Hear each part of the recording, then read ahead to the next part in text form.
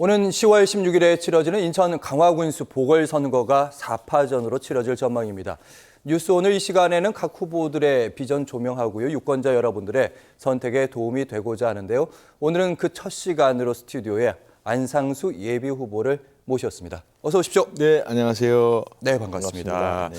먼저 오랜만에 뵙고요. 출마의 네네. 변 시청자 여러분께 전해주시죠. 저희 카메라 있습니다. 네, 저는 인천시장 8년과 국회의원 3선을 하면서 인천광역시를 전국 4대 도시에서 2대 도시까지 가는 300만 도시를 완성하는, 즉 송도, 청라, 영종도, 그리고 인천 대교, 특히 검단 신도시까지도 완성을 하는 그러한 업적이 있었습니다만, 불행하게도 강화는 인구 소멸 지역으로 분류되는 등 인구가 많이 줄어들고 있으면서 각종 인프라가 아주 열악해서 이제 악순환의 고리 속에 들어갔다. 따라서 이것을 반전시키는 그러한 계기를 만들어야 되고, 그것은 바로 이번 보궐선거에서 제가 인천시장 때 못했던 일, 또 국회의원으로서 못했던 일을 출발시키는 것이 중요하다. 그래서 이번에 결심을 하게 됐습니다. 네, 알겠습니다.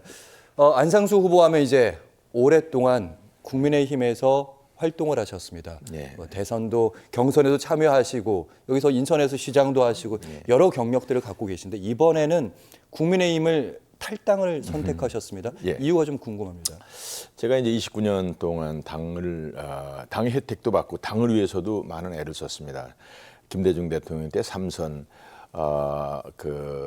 노무현 대통령 때 네 번째 인천시장을 했고, 그리고 정말 윤석열 대통령을 위해서 아스팔트에서 또 국회에서 밤을 새워가면서 투쟁을 해 싸웠습니다만, 저는 이상하게도 중앙당에서 공천 배제를 몇 번 당했는데, 이번 같은 경우에도 후보들이 너무 많고 국민의힘이 그런 가운데 이게 경선 관리가 좀 뭔가 하여간 못마땅한 면이 있고, 그래서 그러면 국민의힘은 빨리 그 후보를 정해서 하고 나는 군민들에게 직접 뜻을 여쭙겠다. 이래서 무소속으로 출마를 하게 됐습니다. 네, 국민의힘 인천시장의 입장이 있으니까 요 질문은 저희가 꼭 드리고 가야 될 것 같은데 네.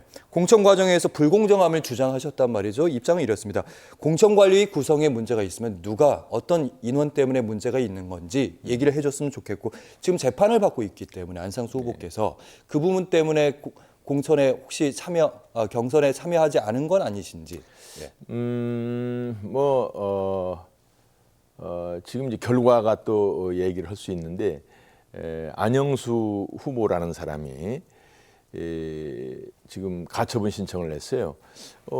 당원 투표에서 45%를 얻고 점수가 많은 것 같은데, 그 불분명한 이유로 감점을 하는 등 그런 항의의 표시로 가처분 신청을 낸 것을 보면 뭔가 하여간 좀 석연치 않은 데가 있다라고 볼 수도 있는 것이죠. 예. 알겠습니다. 나중에 좀 더 길게 여쭤보도록 하겠습니다. 그렇다면 신임 강화 군수로서 적합한 인물인지 제가 여쭤보지 않을 수가 없는데, 아무래도 이제 가장 큰 강점은 인지도, 그리고 인천시장 당시 그리고 강화군에서 오랫동안 활동했다, 이 부분 강조하실 것 같아요. 예. 그렇습니다. 저는 국회의원을 3선을 했는데요. 보궐선거 포함해서 다 강화를 끼고 하는 그런 선거를 했습니다. 이제 그러면서 강화 국회의원을 할 때 특히 2015년에 그 강화가 아주 3년 연속 가뭄이 돼서 저수지가 거북등처럼 되어 있을 때 마침 제가 국회에 들어가게 됐고, 공약을 한강물을 끌어들인다고 그랬는데 제가 그걸 아주 단기간 내에 올라가서 아주 죽을 힘을 다해서 해서 박근혜 대통령, 그 당시 김무성 대표가 이끄는 새누리당을 설득을 시켜서 그 정부 농림부를 설득을 시켜서 회기 중이지만 이 회기가 다 끝나고 그야말로 예산도 다 끝났는데 480억 예산을 들여서 하는 걸로 하고 그 해부터 통수가 되는 그러한 업적이 있었고요. 사실 또 인연으로는 제가 인천시장 때도 강화가 경기도에서 편입된 지 얼마 안 됐기 때문에 여러 가지 인프라가 많이 열악했었습니다만, 제가 상수도를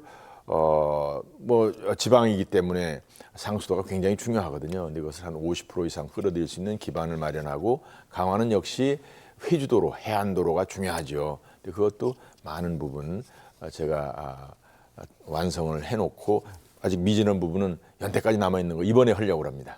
알겠습니다. 그러면 이제 그간의 정치적 역량을 바탕으로 어떤 이제 강화군을 만들 것인지 보관을 좀 드려보도록 하겠습니다. 공통 질문으로 저희가 두 개를 좀 준비했습니다. 먼저 첫 번째 질문입니다. 남북 관계의 경색으로 접경 지역이 위기라고 합니다. 강화 군민들 안전도 그렇고요, 생계도 좀 문제가 된다. 관광객도 안 온다. 최근에는 그렇습니다. 북한이 접경 지역에서 대남 방송을 한대요. 그래서 네. 강화군 주민들 중에 불편함을 느끼시는 분들도 네, 많으시더라고요. 많습니다. 네. 특히 이제 송해면, 양사면, 교동 이런 쪽인데 이제 그 확성기에다가 기괴한 소리를 내요.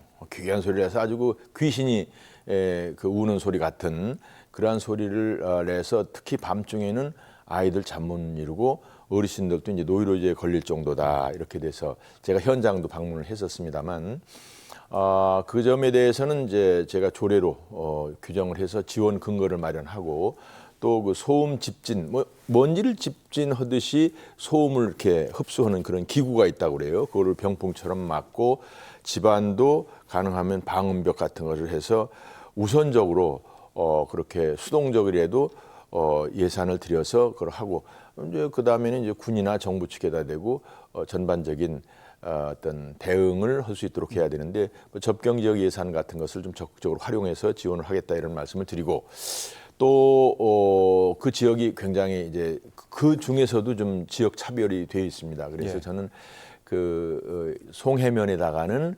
국제체육센터라는 그러한 시설을 해서 예를 들자면 축구를 한 20면 정도를 해서 아세아의 축구 대표단들이 와서 전지훈련을 하는 막 그런 시설들을 해가지고 우리나라에서 유명한 축구 감독들이나 코치들이 지도하면서 그 선수들이 많이 오는 그런 촌을 만들어서 어떤 체류형 관광의 그러한 타운을 만들려고 하고 있고 또 양사면 쪽에는 역사 체험 민속촌이라고 그럴까 강화는 역사의 보고거든요. 5,000년 전에 참성단서부터 고려 시대 때 그 몽고가 유라시아를 전체를 지배할 때도 우리나라를 지켰던 그런 성지거든요. 그 이후에도 많은 역사적 유물이 있는데 이것들을 한 자리에 모아서 국민들 혹은 학생들이 특히 잘 관람을 하고 체험을 함으로 해서 우리나라의 그 역사를 강화해서 체험할 수 있도록 하는 걸 만들면 결국 그것도 일종의 테마파크인데 많은 아이들과 국민들이 방문을 해서 결국은 경제 생태계가 살아날 수 있다 이렇게 계획을 하고 있습니다.